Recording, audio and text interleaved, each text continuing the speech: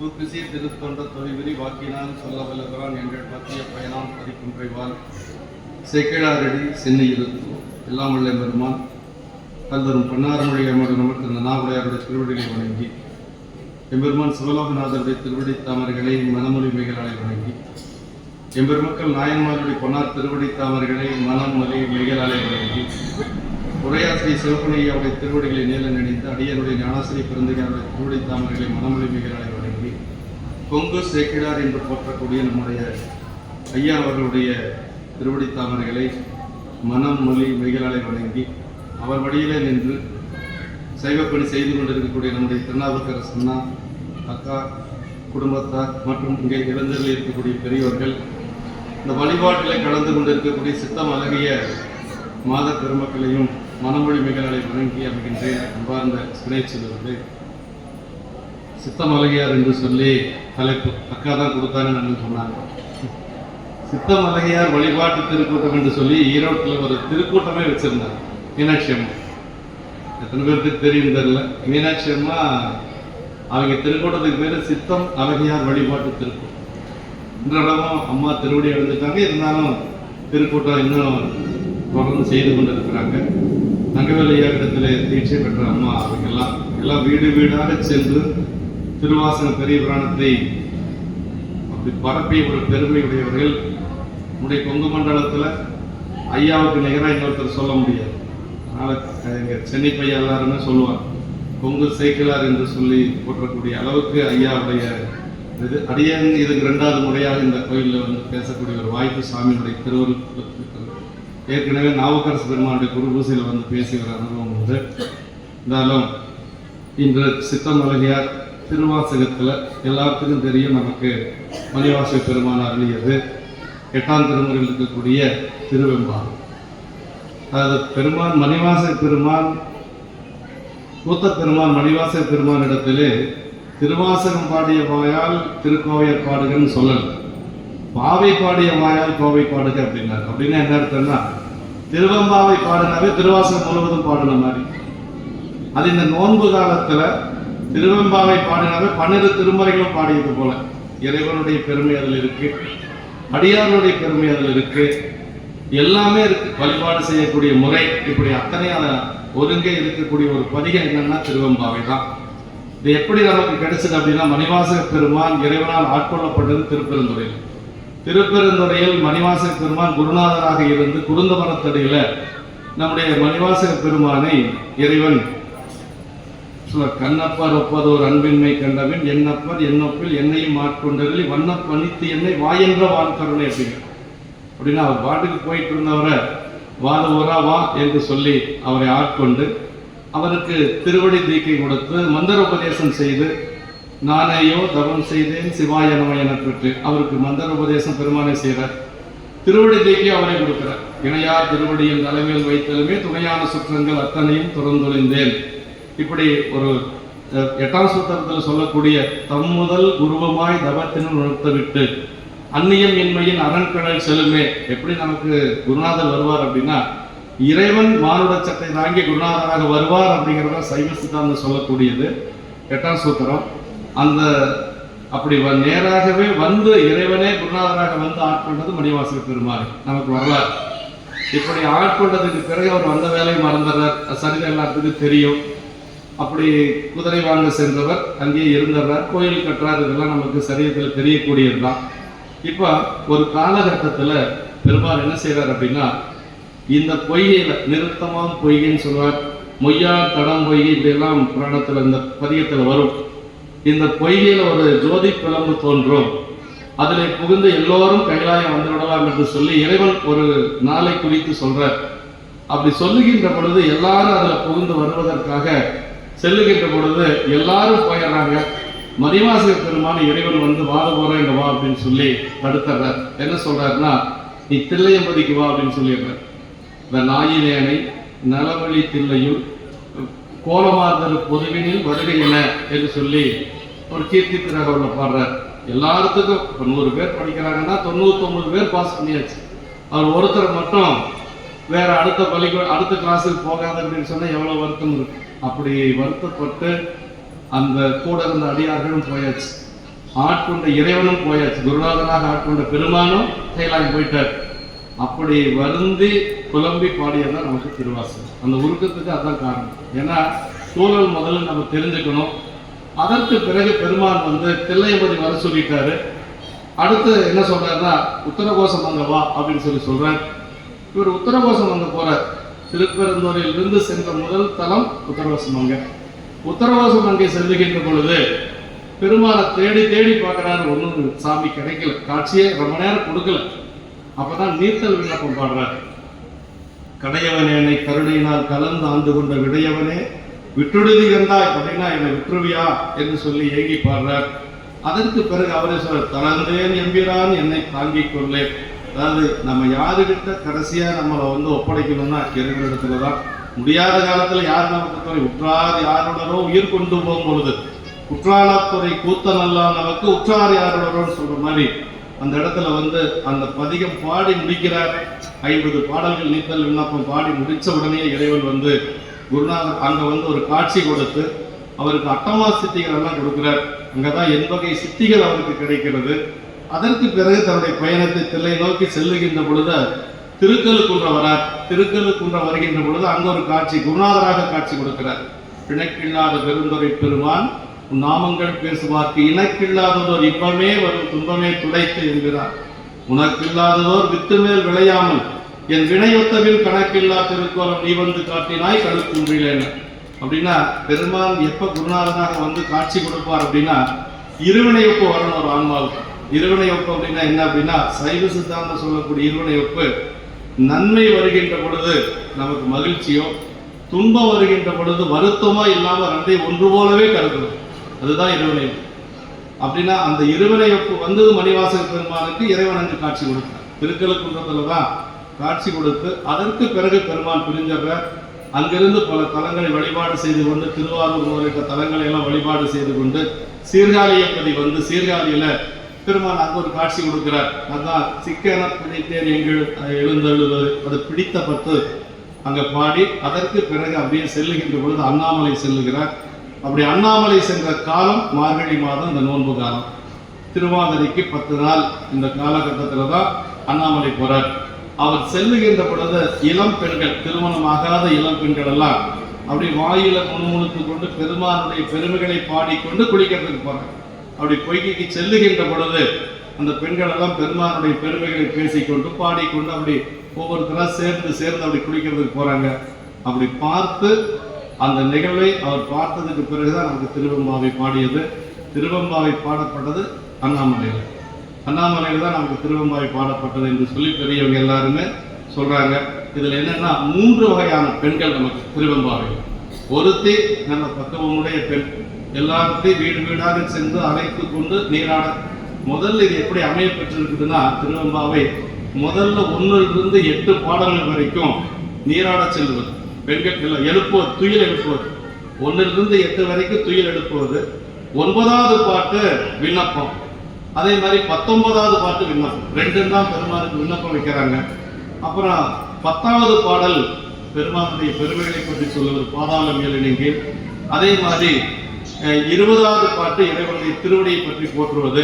இந்த 11லிருந்து 18 வரைக்கும் இருக்கக்கூடிய பாடல்கள் எப்படின்னா, குளித்து கொண்டே பாடுவது, நீராடி பொய்கையில் நீராடி கொண்டு பாடுவது. இப்படிதான் அமைய பெற்றிருக்கு. அதுல முதல் பாட்டிலே என்ன சொல்றாரு அப்படின்னா, 3 வகையான பெண்கள். ஒருத்தி கொஞ்சம் பக்குவமுடைய பெண், அவ வீடு வீடா எல்லா பெண்களையும் எழுப்பி கொண்டு அப்படியே போறா. இன்னொரு பெண் அப்படின்னா, அந்த அவங்க அழைச்ச உடனேயே கூட போயிடுறா ஒருத்தி. இன்னொருத்தி புரண்டு படுத்துட்டே தான் இருக்கிறா, படுக்கையை விட்டு எழுந்திருக்கிறதே இல்லை. அதுக்கு என்னன்னா, ஆணவ மலத்தினுடைய கட்டுண்டு ஒரு உலகிய இன்பத்துல மூழ்கி கிடக்கக்கூடிய பெண் ஒருத்தி. இன்னொருத்தி வீதியில பாடிட்டு போவாங்க, அதை கேட்டு துயில் எழுந்து இவங்களோட சேர்ந்து வழிபாட்டுக்கு செல்லக்கூடிய ஒரு பெண். இப்படி நமக்கு சைவ சித்தாந்தத்துல ஆன்மாக்கள் 3 வகை சொல்லுவாங்க. பிராகிருதர், வைணகியர், சாமுசித்தர் என்று சொல்லி 3 வகையான ஆன்மா. பிராகிருதர் அப்படின்னா என்னன்னா, கண்டதே காட்சி கொண்டதே கோலம், என்னமோ நடந்துட்டு போது, சாப்பிட்றோம், நல்ல நம்ம மகிழ்ச்சியா இருக்கிறோம், கோயில் எல்லாம் தேவையில்லை, உலக இன்பங்களே நமக்கு போதும்னு சொல்லி இருக்கக்கூடியது பிராகிருதர் என்று சொல்றது. வைணகியர் அப்படின்னா என்னன்னா, அவங்க எப்படியாவது இந்த பிறப்பு சாமி நமக்கு கொடுத்துருக்கிறார். இந்த பிறப்புல எப்படியாவது பெரியவங்களுடைய திருவடியை பற்றி வழிபாடு செஞ்சு இறைவனுடைய திருவடி எப்படி அடைஞ்சிடணும், மீண்டும் பிறக்காம திருவடி அடைஞ்சிடணும்னு நினைக்கக்கூடியவங்க வைநகி என்று சொல்லக்கூடிய ஒரு ஆன்மா. இன்னொன்று இருக்குது சாமுசித்தர் என்று சொல்லி, அவங்களுக்கு எதுவும் தேவையில்லைங்க. அவங்க எப்படின்னா ஏற்கனவே அவங்க பெருமான் திருவடியில் இருந்தவர்கள். ஏதோ நம்மளாம் உயிர்வடையணும்னு சொல்லி நாயன்மார்கள்லாம் அப்படிதாங்க, நம்ம உயிர்வடைகிறதுக்காக மாறுபட்ட சட்டை தாங்கி வந்தவர்கள் தான் அவங்க. அவங்க வினையின் காரணமாக வரல, பெருமானுடைய திருவருள் காரணமாக வந்தவர்கள். யாராருன்னு சொன்னா ஞானசம்பந்த பெருமானை பற்றி சொல்லுகின்ற பொழுது சேக்கிழார் பெருமான் சொல்வார், பண்டு திருவடி மரவா பான்மையோர் அப்படின்னு. அப்படின்னா பண்டுன்னா போன பிறப்பு, போன பிறப்பிலேயே பெருமான் திருவடியில் இருந்தவர் தான் ஞானசம்பந்த பெருமான்.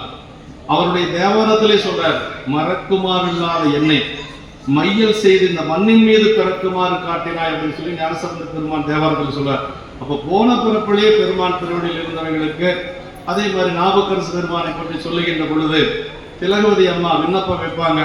நீண்ட நாள் ஆயிடுச்சு, என்னுடைய தம்பி சமணத்துக்கு போய் எப்படியாவது அவனை இங்க கொண்டு வரணும். அம்மா எப்படி சொல்லுவாங்கன்னா, தூண்டுதவ விளக்கணையார் சுடரொளியை தொழுது என்னை ஆண்டவர்களும் நீராகி அடியேன் பின் வந்தவனை ஈண்டுவினை பரசமய புலி நின்று எடுத்தான வேண்டும் என பலமுறையும் விண்ணப்பம் வைத்தார்.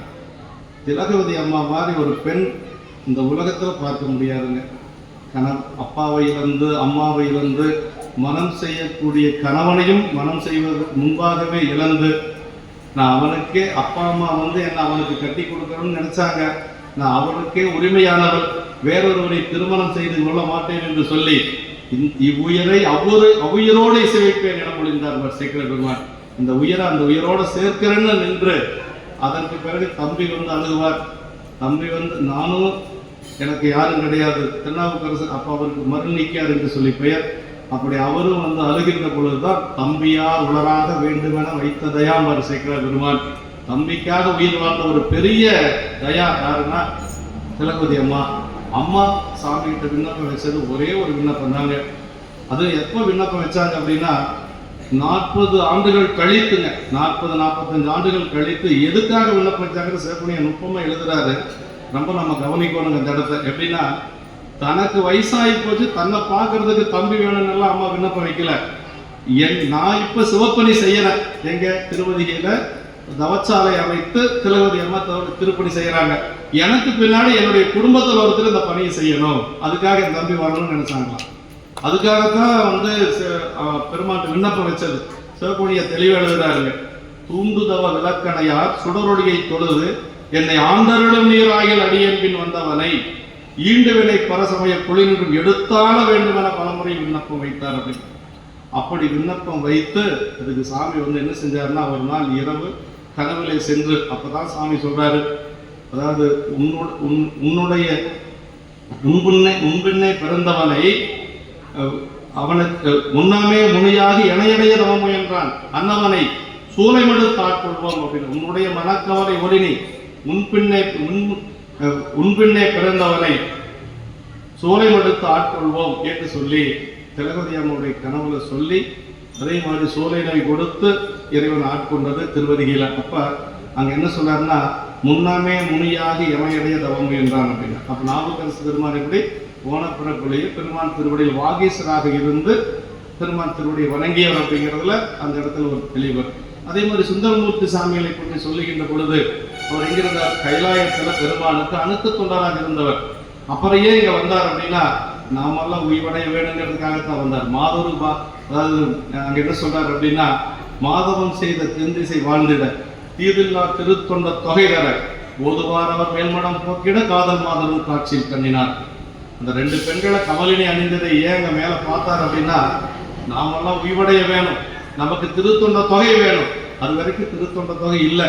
8ஆம் நூற்றாண்டு நம்பிகள் அவதாரம் செய்கின்ற வரைக்கும் திருத்தொண்ட தொகை இல்லை. திருத்தொண்ட தொகை இல்லைன்னா பெரிய புராணமே இல்லைங்க. அந்த பெரிய புராணத்துக்கு மூல நூலாக இருந்தது திருத்தொண்ட தொகை. அதுக்காகத்தான் நம்பிகள் அந்த 2 பெண்களை பார்த்தார், சாமி கீழே அனுப்பினார். 18 ஆண்டுகள் நமக்காக இந்த மண்ணுலகத்திலே வாழ்ந்து மீண்டும் கையிலை சென்றவர் சுந்தரமூர்த்தி சாமிகள். இதெல்லாம் எதுக்காக சொல்றேன்னா, போன பிறப்பிலேயே அவங்க எல்லாம் பெருமாள் திருவடியில் இருந்தவர்கள். நாம் உய்வடைய வேண்டும் என்பதற்காக அது அவங்களுக்கு பேர் சாமுசித்தர்கள் அப்படின்னு சொல்லுவாங்க. நம்ம எந்த கேட்டகரியில் இருக்கிறோன்னா இடையில இருக்கிறோம், வைநகியர் என்று சொல்லக்கூடிய எப்படியாவது இறைவன் திருவடி அடைஞ்சிடணும் அப்படிங்கிறது. சிவஞான சித்தியார் ஒரு இடம் வருங்க, இந்த நூல் யாருக்கு செஞ்ச அப்படிங்கிறதுல அவர் சொல்றாருங்க. அவர் இந்த நூல் செஞ்சது யாருக்கு அப்படின்னா, எப்படியாவது பல நூல்களை கற்று இறைவன் திருவடி அடையணும்னு வேட்கை இருக்கக்கூடிய அந்த உயிர்களுக்காகத்தான் அந்த நூல் செய்தது என்று சொல்லியே சொல்றாருங்க. அது போன பிறப்புலேயே பெருமான் திருவடியில் இருந்தவர்களுக்கு செய்யலை. அதே மாதிரி கண்டதே காட்சி கொண்டதே கோலம் இருக்கக்கூடிய உலகத்தார்களுக்கு இதை செய்யலை. எப்படியாவது பண்டைய தவத்தால் தோன்றி பரமனை பத்தி செய்யும் தொண்டரை தாமே தூய கதியில் தொகுப்பன் மார்க்கர் கண்ட நூலோதி வீடு காதலிப்போருக்கு புண்டரிகத்தால் சேரும் பரிசனை புகழவுற்றார் என்று சொல்லி இந்த நூல் யாருக்கு, பெரிய புராணம் சைவ சித்தாந்தம் யாருக்கு அப்படின்னா நமக்காக செய்யப்பட்டது. எப்படியாவது அதெல்லாம் படிச்சு இந்த திருவாசகம் எல்லாம் படிச்சு பெருமான் திருவடி அடைந்தே தீரணும். இந்த பிறப்பு நமக்கு எதுக்கு சாமி கொடுத்திருக்கிறாருன்னா, மனம் மொழி மெய் என்று சொல்லி முக்கரணங்களால் இறைவனை வழிபாடு செய்து மீண்டும் பிறவாமல் இருக்கிறவங்க தான் இதை கொடுத்திருக்கிறாங்க என்று சொல்லி இப்ப முதல் பாட்டுல என்ன சொல்றாங்க அப்படின்னா, ஆதியும் அந்தமும் இல்லா அரும்பெரும் சோதியை அப்படின்னா பெருமானுடைய சொரூப நிலையை சொல்றாங்க. பெருமான் எப்படி சொரூபம், ரெண்டு நிலை, சொரூப நிலை தடத்த நிலை. இறைவனுடைய சொரூப நிலை என்ன எப்படி இருக்கிறார்னா, ஆதியும் இல்லாத அந்தமும் இல்லாத ஒரே கடவுள் சிவபெருமான் தான் இல்லைங்களா. எந்த ஒரு கடவுளுக்கு பிறப்பில்லையோ அவருக்கு தான் இறப்பில்லை. மற்ற எல்லா கடவுள்களும் தோன்றிய கடவுள்கள் தான். இறைவன் ஒருவன் தான் ஆதியும் அந்தமும். அதான் நம்ம ஐயா அவர்கள் PK ஐயா அவர்கள் ஒரு தெய்வ வழிபாட்டில் உறுதியாக நின்றவர்கள் அப்படிங்கிறது எந்த மாற்று கருத்தும் கிடையாது. சிறு தெய்வ வழிபாட்டுக்கு யாராவது போறாங்கன்னா இழுத்து வச்சு அவங்களை திருப்பி அனுப்பிச்சுடுவார். சென்னி பையன்கிட்ட எனக்கு நிறைய சொல்லியிருக்கிறார் ஐயா பற்றி. அவர் இன்னும் பக்தவச்சலான குடியாத்தத்துல பெரிய அவர் நிறைய மாநாடுகள்லாம் நடத்துவார். ஐயா எழுதின கடிதத்தை என்கிட்ட காட்டினார். அவர் அந்த ஒரு தெய்வ வழிபாட்டை வலியுறுத்தி ஐயா எழுதின கடிதத்தையே அடியே நான் படிச்சிருக்கிறேன். அந்த மாதிரி ஒரு தெய்வ வழிபாட்டை வலியுறுத்துவது அந்த திருவம்பாவினுடைய ஒரு நோக்கமே. இறைவன் வழிபாடு வேற எதுக்கும் அவங்க முக்கியத்துவம் கொடுக்கல. அப்படி இருக்கக்கூடிய பெருமான் ஆதியும் அந்தமும் உள்ள அரும்பெரும் சோதியை யாம்பாட கேட்டேயும் நாங்கெல்லாம் பாடிட்டு வரோம். உன்னுடைய கதவை திறக்கிறோம். பெருமானுடைய பெருமையை கேட்டு இப்படி நீ படுத்திருக்கிறியே, வாழ்த்தடங்கன் மாதே வளருதியோ வன் சிவியோ நின் சிவிதான் அப்படி உன்னுடைய காதுகள் என்ன செவிடா என்று சொல்லி அந்த பெண்கள் எல்லாம் கேட்கிறாங்க. மீண்டும் அவங்களே சொல்றாங்க, மாதேவன் வார்கடங்கள் வாழ்த்திய வாழ்த்துளி போய் வீதிவாய் கேட்டலுமே. நாங்க அவன் வீட்டுக்கெல்லாம் போகல, வீதியில பாடிட்டு வந்தோம். அப்படி வீதியில பாடிட்டு வந்தது அவ காதுல போய் விழுந்தது. அப்படி இறைவனுடைய பெருமையை கேட்டு அவ படுக்கையில் இருந்து அப்படியே புரண்டு புரண்டு விழுந்து பொறுமை அழுது எங்களோட சேர்ந்துட்டா.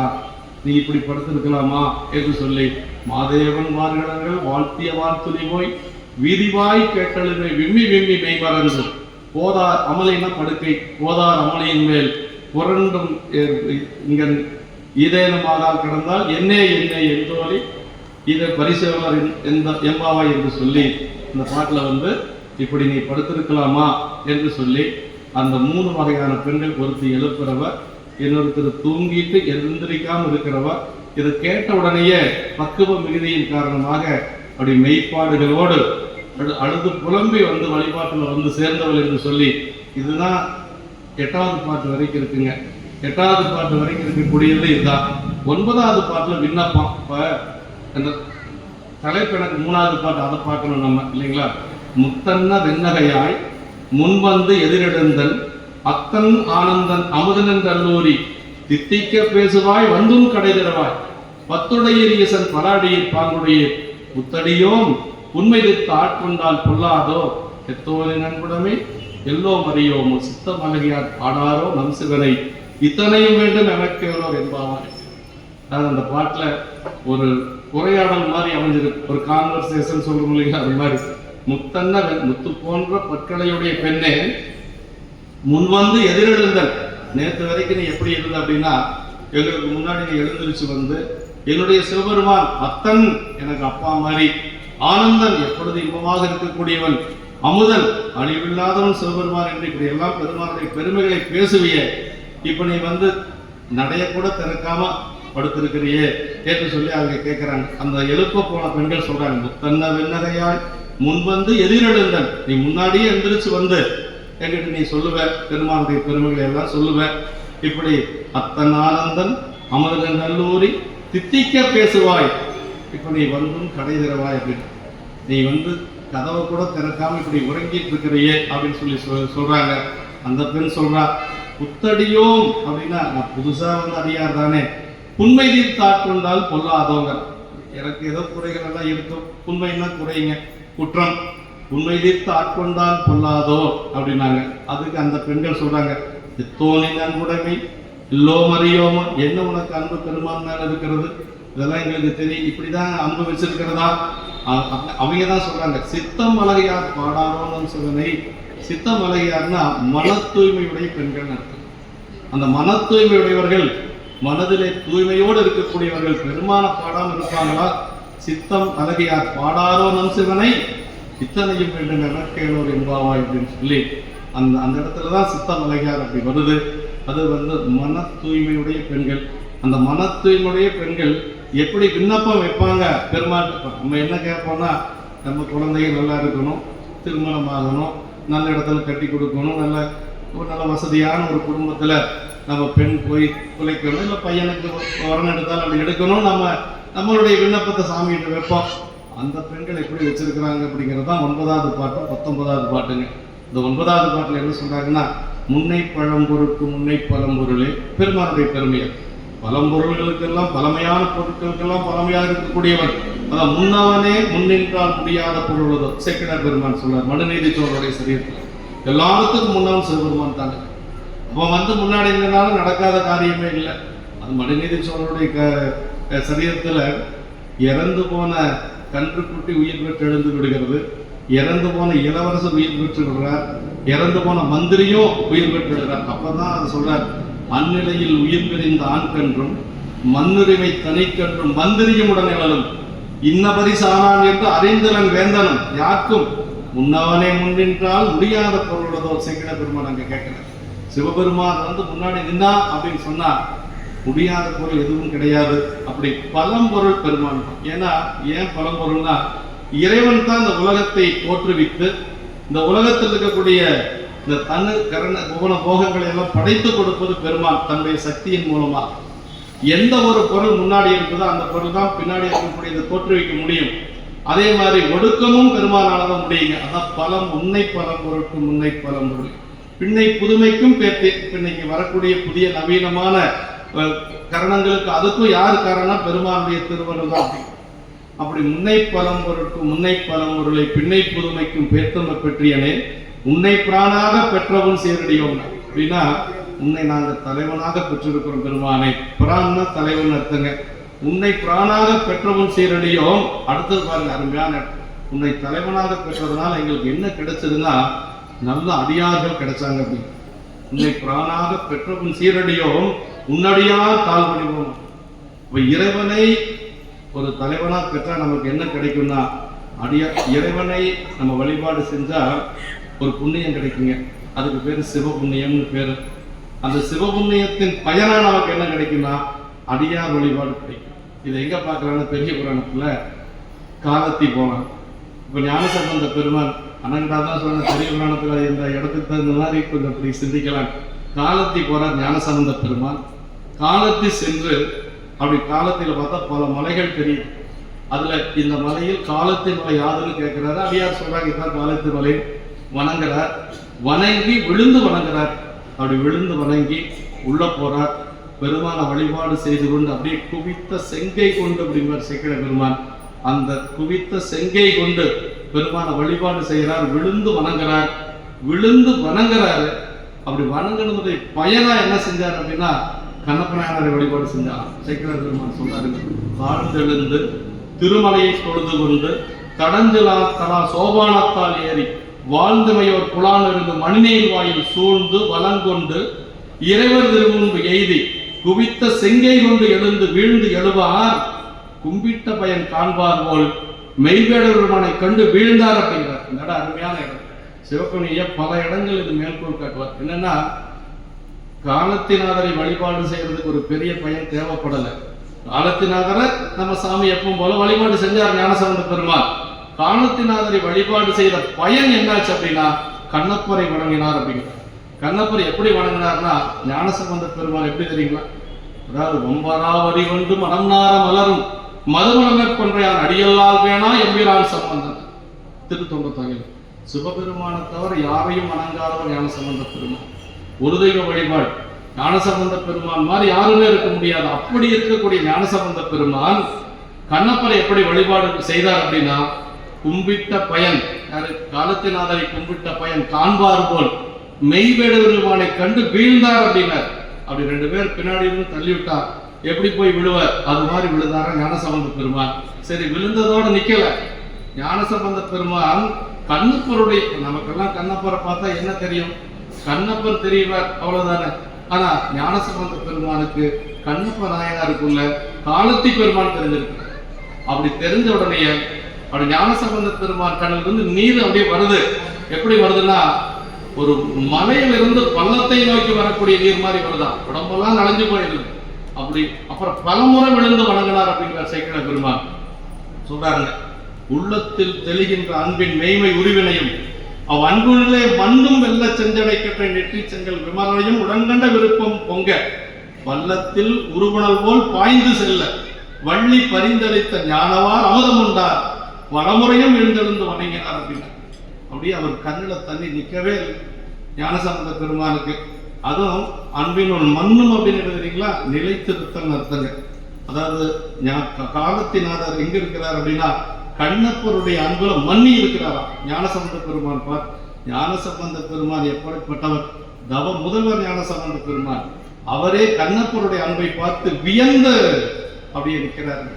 அதே மாதிரிதான் நம்முடைய நாவுக்கரசு பெருமானும் காலத்து சென்று வழிபாடு செய்த காட்சியை சொல்லுகின்ற பொழுது அப்படியே அந்த காட்சி அருமையா சொல்வாரு. அந்த முதல்ல இதே மாதிரிதான் சிலை தடக்கை கண்ணப்பர் திருப்பாதம் சென்றிறைந்து அழைத்துவிலும் மலைச்சிகர சிகாமணியின் மருங்குறம் முன்னே நிற்கும் சிலை தடக்கை கண்ணப்பர் திருப்பாதம் சென்றிறைஞ்சி அழைத்துவிலும் கண்ணருவி ஆதத்து பாய்ந்திரைய தலை குவித்த கையினராய் தாழ்ந்துபுறம் போந்தறிந்தார். நாவுக்கரசு பெருமான் போறாருங்க. அப்படி போன உடனே காலத்தினாரை வழிபாடு செய்து கொண்டு கண்ணப்பர் வழிபாடு செய்கிறார். கண்ணப்பர் எப்படி வழிபாடு செய்தார் அப்படின்னா அழைத்துவிலும் கண்ணறிவி ஆதத்து பாய்ந்திரைய. அவர் ஏற்கனவே நாவுக்கரசு பெருமான் அப்படி அழுத மேனியா இருப்பார் இல்லைங்களா. அவர் அதுக்கு என்ன காரணங்கிறது சேக்கிழ பெருமான் சொல்றாருங்க. நாவுக்கரசு பெருமான் அந்த எப்பொழுதும் கண்ணில நீர் வந்ததுக்கு என்ன காரணம் கேட்டீங்கன்னா அவர் மனசுல எப்படி வச்சிருப்பாரா சாமிய, ஒரு கற்புடைய ஒரு பெண் தன்னுடைய கணவனுடைய திருவடி எப்படி நெஞ்சில் வச்சிருப்பாரோ அது மாதிரி வச்சிருப்பாராம். சேக்கிழ பெருமான் சொல்றாருங்க. இந்த தூய வெந்நீர் துதைந்தவன் மேனியும் தாழ்வடமும் நாயகன் சேவடி தைவரும் சிந்தையும் மைந்துருகி பாய்வது போல் அன்பனின் புலிகண்ணும் பதிக செஞ்சோர் நேய செவ்வாயும் உடையார் புகுந்தனர் வீதியுள்ளேன் அப்படின்னா சொல்றாரு பாருங்க. நாயகன் சேவடி தைவரும் சிந்தையும் அப்படியே பெருமானுடைய திருவடிய ஒரு பெண் தன்னுடைய கணவனுடைய திருவடியை நெஞ்சில வச்சிருக்கிற மாதிரி சிவபெருமான் திருவடியை வச்சிருந்தாராம். அந்த கண்ணீர் வந்ததுக்கு அதான் காரணம். ஆமா, அப்படி அதே மாதிரிதான் சுந்தரமூர்த்தி சாமிகள், அதாவது நம்பிகள் திருமலை சிறப்புல உபமன்ய முனிவர் அந்த ஒளியை பார்த்து பேரொளியை பார்த்து அப்படியே 1000 ஞாயிறு போன்றதோ பேரொளிந்தார் சேக்கிழ பெருமான். அந்த 1000 சூரியன் சேர்ந்தது போல அந்த ஒளியை பார்த்து அப்படியே வணங்கி கொண்டே போறார். அப்படி வணங்கி கொண்டே செல்லுகின்ற பொழுது மாணவர்கள் எல்லாம் கேட்கிறாங்க. உபமன்ய முனிவரும் அதே மாதிரி ஞானசம்பந்த பெருமான் மாதிரிதான் சிவபெருமானை தவிர யாரையும் வணங்காதவர். அப்பதான் எல்லாரும் கேட்கிறாங்க, சம்புனா சிவபெருமான் இல்லைங்களா, சம்புவின் அடித்தாமரை போதலால் எம்பிரான் இறைஞ்சாய் பிகுது என் அப்படின்னு கேட்டாங்க. சிவபெருமானை தவிர யாரையும் வணங்க மாட்டீங்களே, இப்ப எப்படி நீங்க வணங்குறீங்க அப்படின்னு சொல்லி கேட்கறதுக்கு அவர் சொல்றாரு.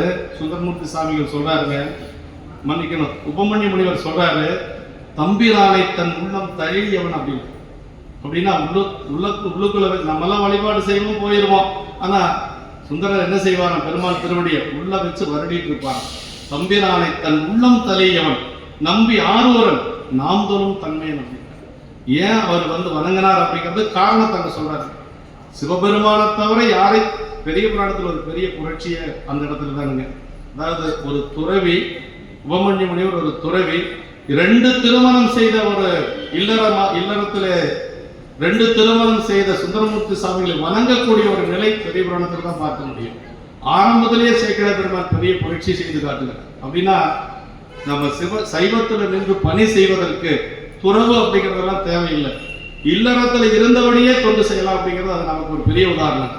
அதான் அந்த இடத்துல அப்படி இதுவும் சிவபிரகாஷ் சாமிகள் சொல்வாருங்க, அறிந்து செல்வம் உடையானம் அழகைப்பதியை தோலவை கொண்டு உறந்த கல்வியுடையானம் ஒருவன் வேண்டுமென இருந்து துறந்த முனிவர் வரும் பறவை துணைவா எனக்கு தோலவை கொண்டான் அப்படின்னு சிறந்த அறிவு உடைவாய் பெறுவன் முதல் பெண் பெருமானேன்னு சிவபிரகாஷ் சாமிகள் 4 மணி மாலையில பாடுறாருங்க. அப்படின்னா துறந்த முனிவர்களும் பறவை துணைவா, அறிந்து செல்வம் உடையானாம் அழகைப்பதியை தோலவை கொண்டனர். நல்ல பெரிய செல்வந்தன் தோழராக வேணும்னு பார்த்தாரா, குபேரனையே தோழராக ஏற்றுக்கொண்டார் சிவபெருமான். நல்ல மெத்த படித்த அறிவாளி வேணும்னு நினைச்சாரா, அது வரைக்கும் காத்துட்டு இருந்தாராம் சிவபெருமான். யார்? சுந்தரமூர்த்தி சாமிகள் இந்த மண்ணுலகத்துல அவதரிக்கின்ற வரைக்கும் இருந்துன்னு சொல்றாரு. ஆமா, புரழ்ந்த கல்வியுடையானும் ஒருவன் வேண்டுமென இருந்து அவர் சொல்ற துறந்த முனிவர்களும் பறவை துணைவான், முனிவர்கள் எல்லாம் தொழக்கூடிய பறவைநாச்சருடைய கணவனே அப்படின்னு என்று சொல்லி இப்படி பெருமானுடைய திருவடி அப்படி 2 பேரும் மனசுல அப்படி வச்சிருந்தாங்க. அதனாலதான் அவங்களுடைய கண்களை எப்பொழுதும் ஆனந்த கண்ணீர் அப்படி வந்து கொண்டே இருந்தது. இப்ப இந்த பெண்கள் என்ன கேட்கிறாங்க அப்படின்னா, முன்னாடியா தாழ்பணிவோம் ஆங்கவர்க்கே பாங்காவோம் இன்னவரே எக்கணவர் ஆவார் அவர் உகந்து சொன்ன பரிசை தொழும்பாய் படி செய்வோம். அப்படிப்பட்ட ஒரு கணவன் எங்களுக்கு வேணும். ஏன்னா இந்த பெண்கள் எப்படிப்பட்ட பெண்கள்னா சித்தம் அழகியா இல்லைங்களா? இந்த சித்தம் அழகிய பெண்கள் எப்படி கேட்பாங்கன்னா, சிவபெருமானுக்கு ஒரு அடியவராக இருக்கக்கூடியவன் என்னுடைய கணவனாக வரணும், அவன் சொல்றதை எப்படி நான் கேட்பேங்கிறாங்க பாருங்க. தொழும்பாய் பணி செய். தொழும்புன்னு என்ன தெரியுங்களா? அடிமை அர்த்தம். தொண்டருக்கு தொழும்பாய் தெரிவனேன்னு பட்டினத்தடிகள் சொல்றாங்க. தொழும்பு அப்படின்னா அடிமை அர்த்தம். இந்த இடத்துல அப்படி அடிமைன்னா கணவனுக்கு அப்படி ஒரு அணுக்கமா இருக்கக்கூடிய ஒரு நிலையில அவங்க சொல்றாங்க. அப்படி தொழும்பாய் பணி செய்வோம் இன்ன வகையே எமக்கெங்கோ நல்குதியல் என்ன குறையும் இல்லாமல் ஒரு எம்பாவாய். இது மட்டும் நீங்க எங்களுக்கு செஞ்சுட்டீங்கன்னா எங்களுக்கு வேற எந்த ஒரு குறையும் இல்லை என்று சொல்லி இது 7வது பாட்டு. 19வது பாட்டுல என்ன சொல்றாரு அப்படின்னா, இதுல ஒரு விண்ணப்பம், ஒரு சிவனடியார் எனக்கு கணவனா வரணும்னு சொல்லி சொல்றாங்க. அதுல 3 விண்ணப்பம் கேட்கறாங்க இந்த பெண்கள்.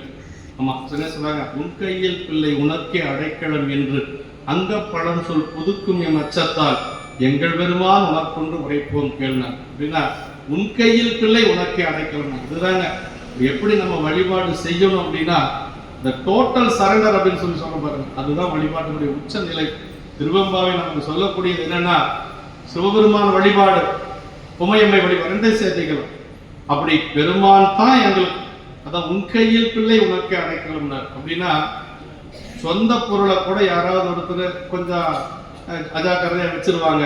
ஆனா அடைக்கல பொருளை காப்பாற்றுவது அடைக்கலம் வாங்கினுடைய கடமை. அடைக்கலம் ஆயிட்டோம்னு வச்சுக்கல, பெருமானுக்கு அடைக்கல பொருள் என்ன செய்யணும்? அவன் காப்பாத்தியே ஆகணும், ஒரு வழி கிடையாது, அது அவருடைய கடமை. அதான் உன் கையில் பிள்ளை உனக்கே அடைக்கலம் அப்படின்னா அங்க பலம் சொல் புதுக்கும் அமைச்சத்தால் எங்கள் பெருமான் உனக்கொன்று உரைப்போம் கேள் அப்படின்னாங்க. என்ன கேட்கிறாங்கன்னா, என் கொங்கை நின்னன் வரலாறோல் சேரக்க. இது அதேதான் அந்த 9வது பாட்டில் வரக்கூடிய என்னுடைய உடம்பு வேற யாரோடும் சேரக்கூடாது இல்லைங்களா? என் கொங்கை நின்னன் வரலாறோல் சேரக்க. இன்னொன்னு கேட்கிறாங்க, என் கை உனக்கல்லாது எப்பனையும் செய்ய. நான் ஒரு உலகியல்ல ஒரு பணி செய்யணும்னா பெருமானை உனக்குத்தான் தொண்டு செய்யணும். மலர் பறிக்கிறது, கோயில் கூட்டுவது, மெழுகுவது, இப்படி பெருமானுக்கு செய்யக்கூடிய சரியை தொண்டு எல்லாமே அதுல வந்துருங்க. நிலை பெறுமாறு என்னுதியல் நெஞ்சை நெய்வா நித்தலும் எம்புரானுடைய கோயில் புக்கு புலர்வதன் முன் அழகிட்டு மெழுக்குமிட்டு பூமாலை புனைந்தேத்தி புகழ்ந்து பாடி சங்கரா சய போற்றி போற்றி என்னும் அலைபுணர்சே செஞ்சடைமே ஆதி என்றும் ஆரூரா என்றென்றே அலரான் இல்லைன்னு சொல்லி அப்படி என்கை உனக்கல்லாது எப்பனையும் செய்யறக்கு அப்படின்னாங்க. 3வது ஒரு விண்ணப்பம், இந்த உலகியல்ல இறைவனுடைய திருவடியை பார்த்ததுக்கு பிறகு இந்த உலகியல் இன்பங்கள், உலகியல் எந்த ஒரு பொருளையும் நான் பார்க்கணுங்கிற அவசியம் இல்லைங்க. அதான் கடைசி விண்ணப்பம். கங்குள் பகையங்கள் மற்றொன்றும் காணற்க அப்படின்னாங்க. சரி, இந்த 3 வரத்தையும் கொடுத்துட்டீங்கன்னு வச்சுக்கங்களேன், எங்களுக்கு எங்களிலே ஞாயிறு எமக்கேழர், சூரியன் கிழக்கு உதிச்சாலும் சரி மேற்கு உதிச்சாலும் சரி எங்களுக்கு கவலை இல்லை அப்படின்னு சொல்றாங்க. அப்படின்னா நெற்றியில் கண்கண்டு மற்றினி காண்பது என்னன்னு அப்பர் சாமிகள் சொல்வார். அப்ப பெருமாள் நெற்றி கண்ணோட இருக்கக்கூடிய பெருமாளை பார்த்தாச்சு அப்படின்னா இந்த உலகத்துல எதையும் பார்க்கணுங்கிற அவசியம் இல்லை. அதே மாதிரி தண்டியடிகளுடைய சரீரத்துல வருங்க. தண்டியடிகள் பிறக்கிற பொழுது அவர் கண் பார்வை இல்லை. தண்டியடிகளை பற்றி சொல்லுகின்ற பொழுது அவர் அகக்கண்ணால் நோக்கும் கருத்துடையார் சேர்க்கிறார். அப்படின்னு என்ன இருக்குங்க, வெளியில் இருக்கக்கூடியதெல்லாம் என்ன, இதெல்லாம் நாம பார்க்கறதெல்லாம் சடப்பொருள் தாங்க. ஆனா அவர் உள்ளுக்குள்ள பரம்பொருளை பார்த்துட்டு இருந்தார். தண்டியடிகள் திருவாரூர் பிறக்கும் தவமுடையான்னு சொல்வார். அப்புறம் அடுத்து சொல்றாருங்க, அந்த அகக்கண்ணால் நோக்கும் கருத்துடையார் அப்படின்னா வெளியில எதையும் பார்க்கணுங்கிற அவசியம் அவருக்கு இல்லை அப்படின்னு அந்த குறையை கூட சேக்கிழ பெருமான் கொஞ்சம் நிறைவா சொல்லுவது அப்படிங்கிறது. இப்ப அந்த சித்தம் அழகியார் அந்த பெண்கள் எப்படி கணவன் வேணுங்கிறாங்க அப்படிங்கறது சொல்றாருங்க. பெரிய புராணத்துல போனோன்னு வச்சுக்கோங்களேன்.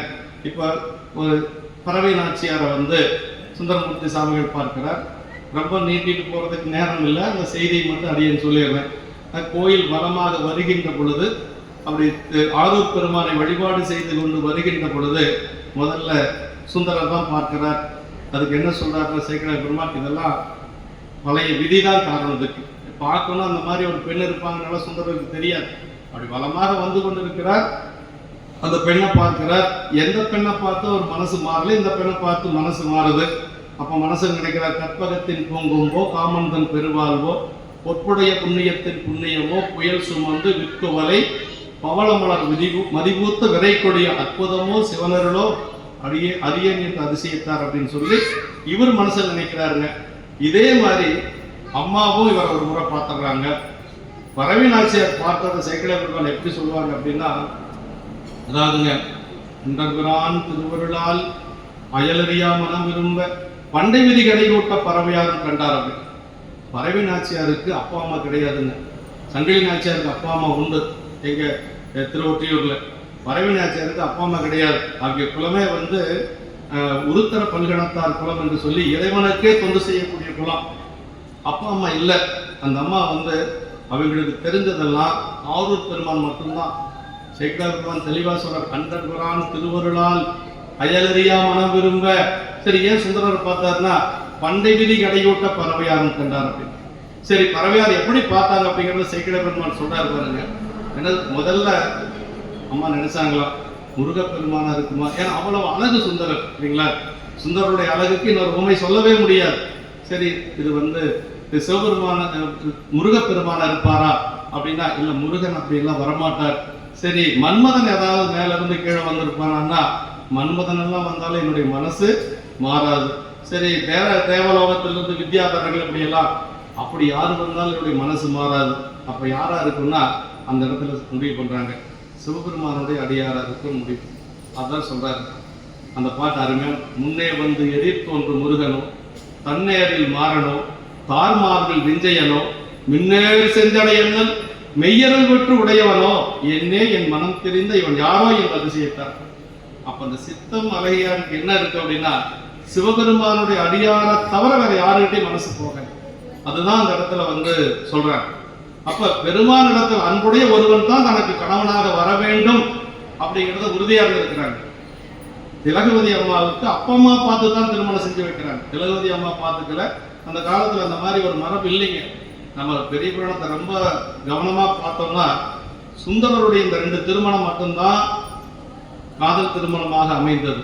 அது சொல்லிட்டாரு, பண்டை விதி கடைக்கூட்ட பறவையார். இதுக்கு சங்கிலியார் திருமணத்துக்கு அந்த விதி தான் காரணம். மற்ற எந்த திருமணமும் குலம் பார்த்து தான் செய்திருக்கு. இது நம்ம அண்ணனுக்கெல்லாம் தெரியும். வேற எதுலையுமே ஒத்த குலம் மரபினராய் அப்படின்றாரு ஏழு குணத்துல. அதே மாதிரி திலகவதியார திருமணம் செய்கின்ற பொழுது குலம் பார்த்து அப்படின்பாங்க. அந்தந்த குலத்துல தான் திருமணம் செஞ்சிருக்கிறாங்க. ரொம்ப கவனமா நம்ம பார்க்கணும். சரி, அப்படி இருக்கிற பொழுது அந்த ஒத்த குலம் இதுல எப்படி பார்த்தாங்க அப்படின்னா சொல்றாருங்க சேகர், மின்னேர் செஞ்சடையன்னல் அருள் பெற்றவன் அப்படிங்கிறார் கலிப்பகையார். திலகவதி அம்மாவுக்கு மனம் பேசி முடிக்கப்பட்ட கலிப்பகையார். அடுத்ததுதான் புறவலருக்கு அடிமையாக பணி செய்தார் என்று சொல்லி அரசனுக்கு படைத்தளபதியாக இருந்தார். 2வது தான் சொல்றார். பெருமானுக்கு அடிமையாக இருந்தார் அப்படிங்கிறது தான் முதல்ல சொல்றார். அரசன் இடத்துல பணி செய்தார் அப்படிங்கிறது 2வது தான் சொல்வார். இப்படி எல்லாம் போகும். இதே மாதிரி சங்கிலியாரை பற்றி சொல்லுகின்ற பொழுது சங்கிலி நாச்சியாரை அப்படித்தான் சுந்தரர் வந்து பார்க்கணும்னுக்கெல்லாம் போகலைங்க. அப்படி ஒருத்தர் அங்கே இருப்பாங்கன்னு அவருக்கு தெரியாது. அப்படியே கோயில வளமா வந்துட்டு இருக்கிறார். பூ மண்டபத்தில் எல்லா பெண்களும் பூ கட்டிட்டு இருக்கிறாங்க. சங்கிலி நாச்சியார் திருமணமே வேண்டான்னு சொல்லி 4 பக்கம் திரைச்சீலையை வைத்து ஒரு கன்னி மாடம் அமைத்து அம்மா பணி செஞ்சுட்டு இருக்கிறாங்க, பூ கட்டிட்டு இருக்கிறாங்க. அப்படி பூ கட்டிட்டு இருக்கிற பொழுது அந்த திரைய விலைக்கு பூ கொடுக்குறாங்க. அப்ப பார்த்தாரு இவர். அதான் நடந்தது, வேற ஒண்ணும். அந்த திரை அதை என்ன சொல்றாருன்னா, அன்பு நாரா அஞ்செழுத்து நெஞ்சு தொடுக்க என்புள் இருக்கும் அடியாரை தொழுது நீங்கி வேறெடுத்து முன்பு போல திரை நீக்கி முதல்வர் சாத்தும் பணி செய்து மின்போல் வரையும் சங்கிலியார் தம்மை விதியால் கண்ணுற்றார் அப்படின்னு. இது எப்படி சொல்றாரு பாருங்க. பூ கட்டுற பொழுது அஞ்செழுத்தை கூட நம்ம வந்து வெளியில சொல்லக்கூடாது, ஏன்னா வாயில் எச்சில் பட்டோம் இல்லைங்களா. அஞ்செழுத்து நெஞ்சு தொடுக்க அப்படின்னா அஞ்செழுத்தை எப்படி சொல்லிக்கணும்? உள்ளுக்குள்ளதான் சொல்லிக்கணும். திருமுறைகள் உள்ளுக்குள்ளதான் சொல்லிக்கணும். மலர் தொடுக்கின்ற பொழுது மட்டும் நம்ம பேசிட்டு பாடிட்டு செய்யக்கூடாது. அப்படிதான் அங்க தொடுத்திருக்கிறாங்க. அன்பு நாரா அஞ்செழுத்து நெஞ்சு தொடுக்க. அப்படி அந்த திரையை நீக்கி கொடுக்கிற பொழுது அப்படி பார்த்த உடனேயே அவர் நினைச்ச, என்னுடைய மனத்தை திரித்தவர் யார் என்று சொல்லி, அவர்தான் ஒருத்தி பறவை மற்றொருத்தி இவளோ அப்படின்னு சொல்லி அவருக்கு மனசுக்குள்ள ஒரு பயம் வருகிறது. பயம் வந்தோடனே சிவபெருமான்கிட்ட போறார். நேரடியா சாமி கிட்ட தான் போறார்.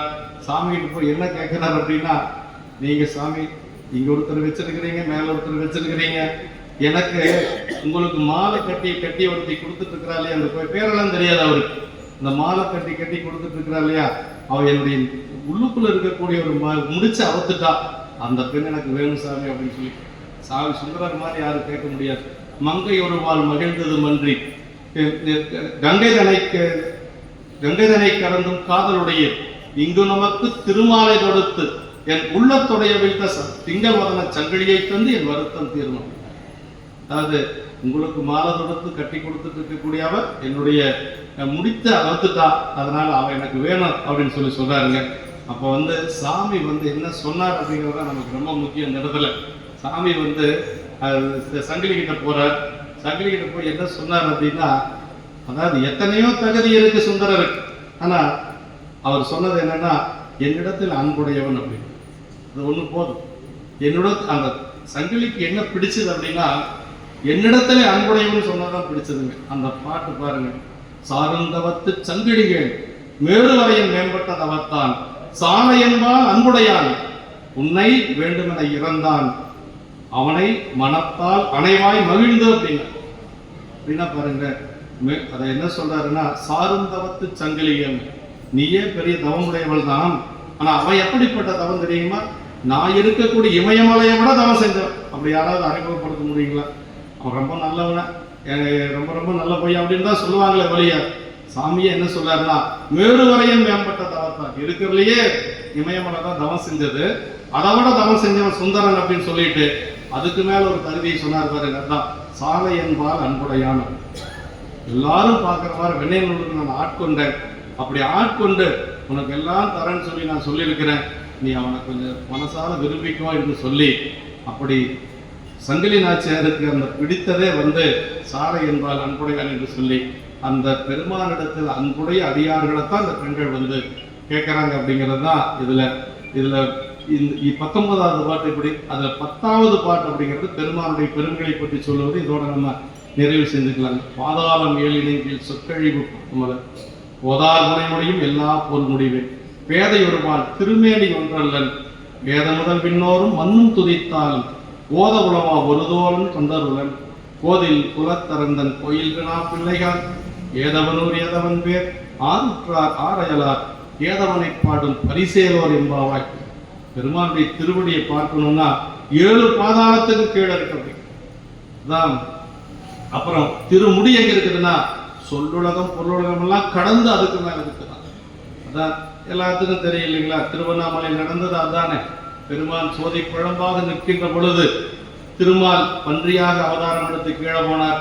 அதே மாதிரி நான்முகன் அன்னப்பறவையாக சென்று மேலே போனார். அந்த நிகழ்வைத்தான் நமக்கு லிங்க புராண குறுந்தொகையில அப்பர் சாமிகள் பாடியிருக்கிறார்.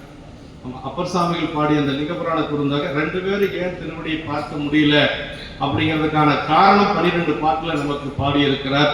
இதுதான் நமக்கு வந்து புக்கணைந்து புரிந்தலரிட்டில நக்கணைந்த நறுமலர் கொய்திலர் சொக்கணைந்த சுடரொளி வண்ணனை மிக்கு காணலுற்றார் இங்கு இருவரே. அப்ப பெருமானுடைய திருவடியை வந்து கல்வி ஞானத்தாலும் காண முடியாது, செல்வ செருக்காலும் அடைய முடியாது.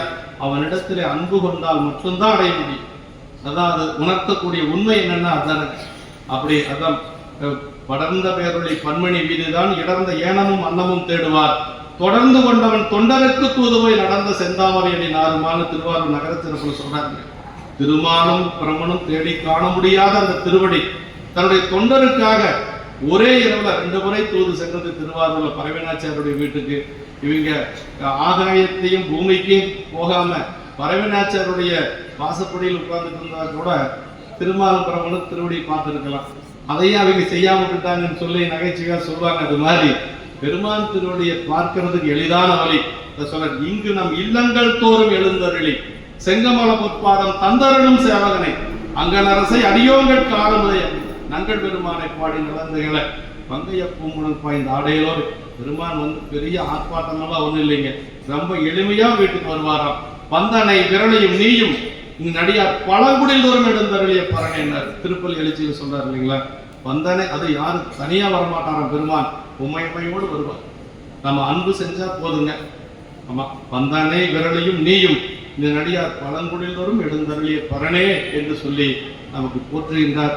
அப்படிப்பட்ட பெருமானுடைய திருவடியை வணங்குவதற்கு இந்த 10 நாட்கள் நமக்கு வேற சிந்தனை எதுவும் இருக்கக்கூடாது.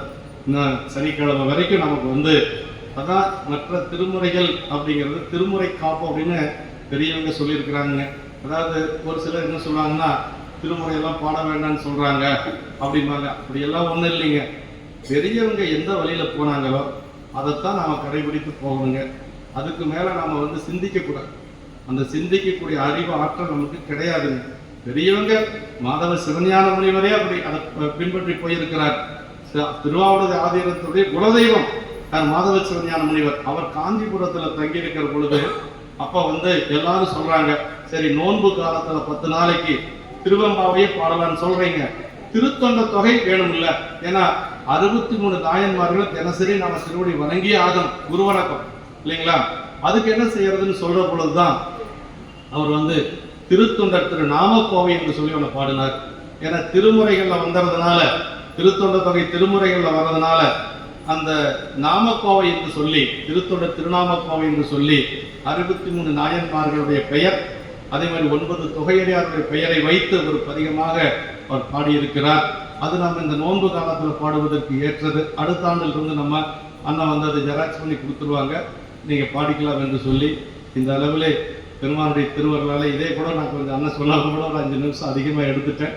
இருந்தாலும் உங்களுடைய திருவடிகளை எல்லாம் வணங்கி அடியனுக்கு கொஞ்சம் தொண்டையும் கொஞ்சம் சரியில்லை, 2-3 நிகழ்ச்சி தொடர்ந்து அப்படி இருக்கிறதுனால, இருந்தாலும் உங்கள் பெரியவங்களை எல்லாம் பார்த்தது எனக்கு ஒரு மகிழ்ச்சியாக இருக்கிறது என்று சொல்லி சித்தம் அழகியாரை எல்லாம் திருவடிகளை வணங்கி பெரியவர்களை திருவடி தாமர்களை மனமொழி மைகளாலை வணங்கி விடைபெறுகிறோம். என்றும் இன்பம் பெருகு முயல்வினால் ஒன்று காதலை துள்ளமும் ஓங்கிட மன்றுளார் அடியார் அவர் வான்புகள் நின்றதெங்கும் நிலை உலகலாம். திருச்சி